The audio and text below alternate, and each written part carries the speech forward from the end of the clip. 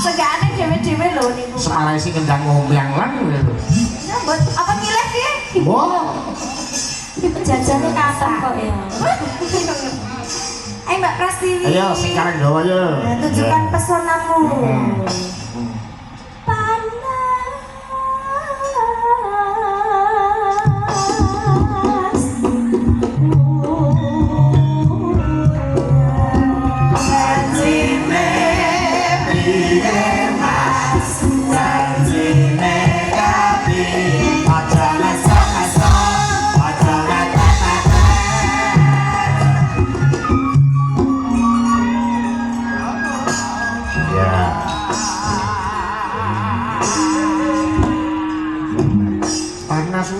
Wong papat muni bareng reyoke. Wah. Sinten papat kon reyok kabeh. Wah. Ayen wae. Mengke sing ajeng nambani sinten? Alah ora sing nambani ya mari dhewe.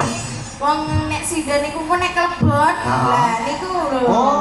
Sing nang sinten? Aja sok kulino nek gur reyok gampang kelebon kok. Dadi mungkin nek gampang kelebon berbahaya. Aja sok kulino ngelamun ndak gampang kelebon. Oh. Ono kuwi. Lah kok mboten niate mboten ajeng anu klebon pun mlebu dhewe. Wah, malah. Panasukan. Ya. Kali tak menyel, ya. Panasukan.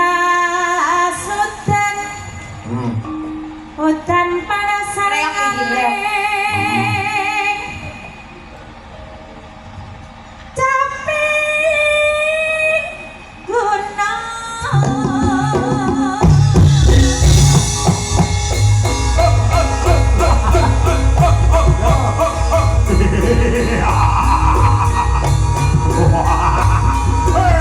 Melayu geser bareng. Ayo bersih. Ambil sih.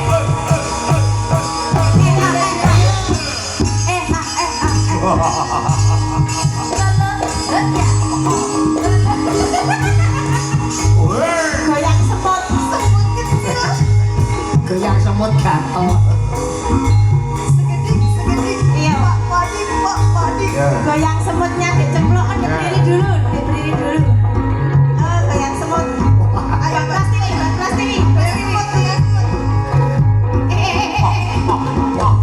Pokoknya numpak celeng.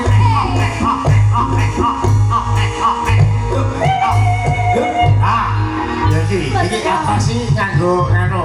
Contohnya atraksi nganggo dagang merak.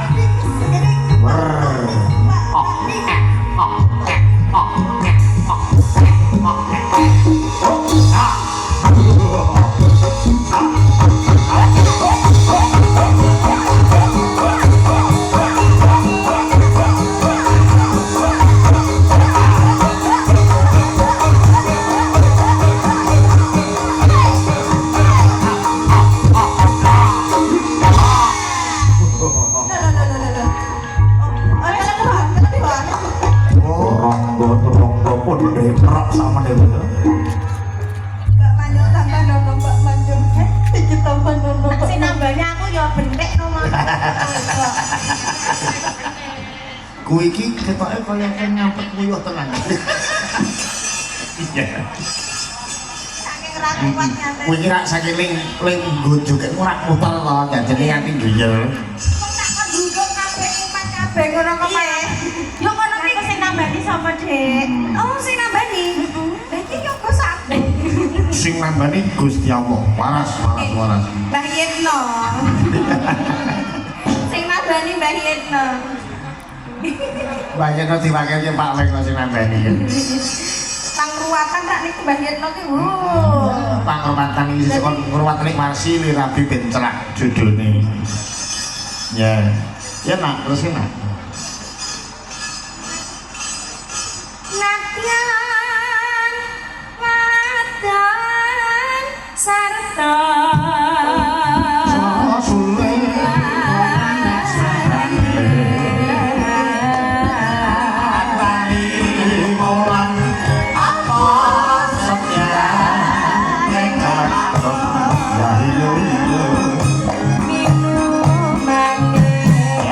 Apa tadi?